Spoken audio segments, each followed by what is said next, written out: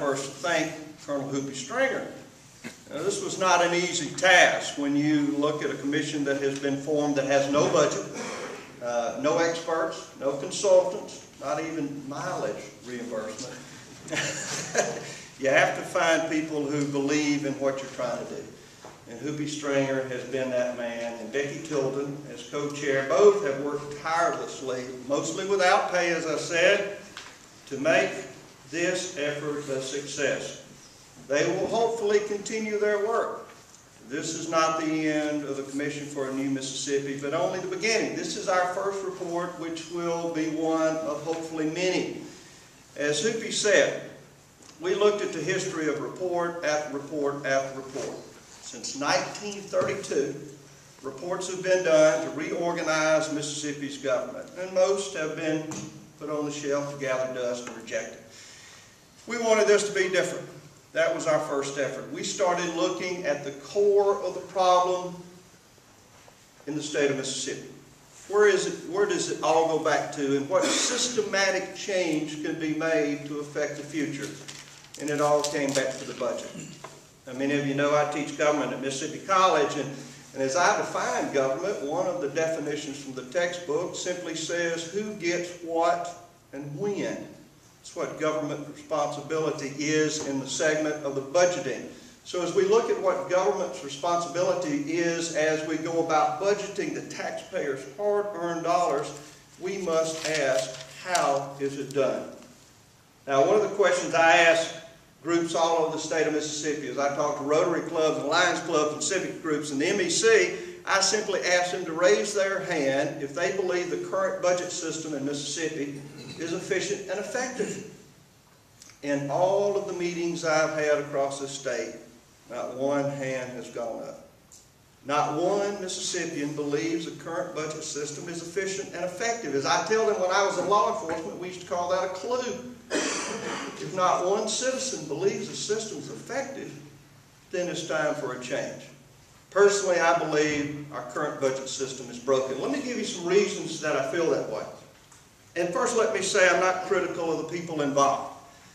The hardworking people of the Legislative Budget Office staff, those legislators that spend their time and energy trying to make sure we get a balanced budget, are doing a very good job. Agency heads that come in one after another and tell us what a good job they're doing and how much more money they need. They're doing exactly what the budget system is designed to make them do. But let's think about our Budget Revenue Estimating Committee, for example. A committee that's basically an ad hoc group made up of very bright men who come together and have an educated guess of the amount of money we'll have to spend. That committee is a working group that's not even in the state code. Nowhere does it say that I know of, how they were formed or what authority they have, and more times than not, the entire group doesn't even agree on the projected revenue estimate. It's a guess. And we take that as the basis for putting our budget together. This is how much money we think we'll have to spend. Then the Joint Legislative Budget Committee asked the staff to make recommendations based on guidelines that are established by the members, by the committee themselves, and then we often ignore those. The current performance-based budgeting process is basically ignored. Now, I'll have to give credit here. In the 1990s, I believe 1994, then Lieutenant Governor Eddie Briggs set about to bring performance-based budgeting to the state of Mississippi and passed a series of laws, both to the House and Senate, and signed by the governor and adopted into law. We just simply ignore them, basically. Now, they're projected performance-based standards put in the back of every budget, but they're paid little attention to, as is the 5-year strategic plan. This budget system is an old line-item budget that was developed in the 1930s, and I believe updated last in the 1980s. Using this ineffective and antiquated system results in budgeting decisions based on agencies' self-proclaimed needs, not achievements, are often offered as metrics, information for us to use in setting the budget. During the most recent budget hearing, agency heads requested another $1.4 billion as we received information that we would have roughly a $700 million deficit or reduction in shortfall in revenue for 2011.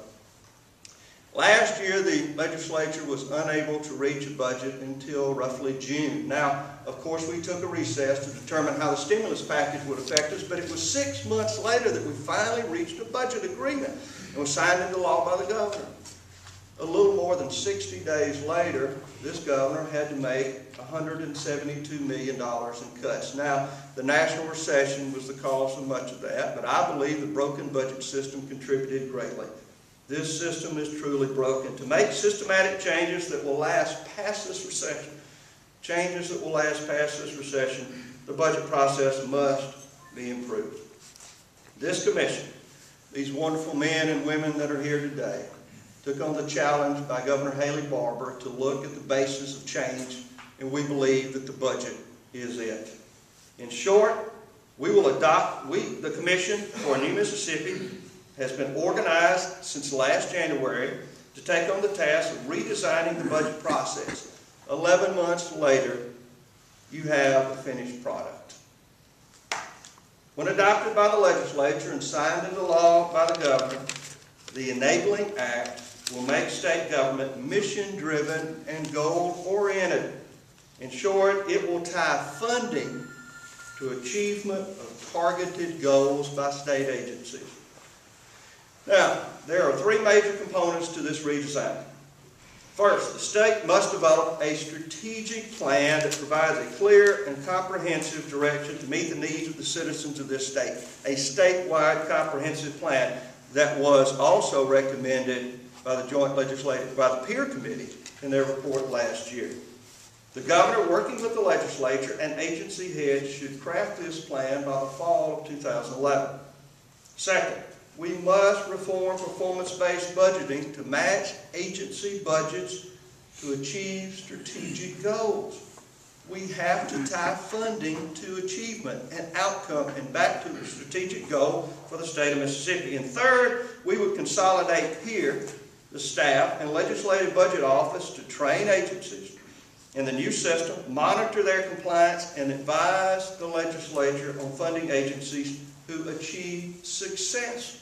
We need to stop investing in failed programs.